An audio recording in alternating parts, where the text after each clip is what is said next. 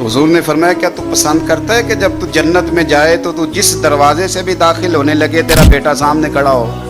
میرے مصطفیٰ کریم صلی اللہ تعالی علیہ وسلم کے صحابی حضور کے سامنے کھڑے ہیں، نسائی میں حدیث ہے، اور ان کے ساتھ نا ان کا چھوٹا سا بچہ ہے۔ تو حضور فرمانے لگے اس صحابی سے کہ بڑا پیار ہے تجھے بیٹے سے؟ اس نے کہا حضور بڑا ہی پیار ہے۔ کچھ دن گزرے تو صحابہ کرام فرماتے ہیں اس آدمی کا بیٹا انتقال کر گیا۔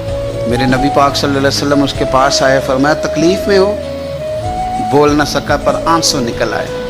یا رسول اللہ صلی اللہ تعالی علیہ وسلم میں بڑی تکلیف میں ہوں۔ تو حضور نے فرمایا کیا تو پسند کرتا ہے کہ جب تو جنت میں جائے تو تو جس دروازے سے بھی داخل ہونے لگے تیرا بیٹا سامنے کھڑا ہو اور تیرا انتظار کر رہا ہو، تیرا پتر سامنے کھڑا ہو؟ پسند کرتا ہے؟ تو وہ کہنے لگا حضور میں پسند کرتا ہوں۔ تو حضور نے فرمایا پھر تیرا بیٹا تیرا انتظار کرے گا۔ قریب صحابہ کھڑے تھے، کہا یا رسول اللہ یہ اس کے لیے ہے یا جس کا بھی بیٹا انتقال کر جائے سب کے لیے ہے؟ تو میرے محبوب نے فرمایا یہ سب کے لیے، جس کا بھی بیٹا دنیا سے جائے گا وہ جنت میں پہلے اپنے ماں باپ کے انتظار کے لیے کھڑا ہوگا۔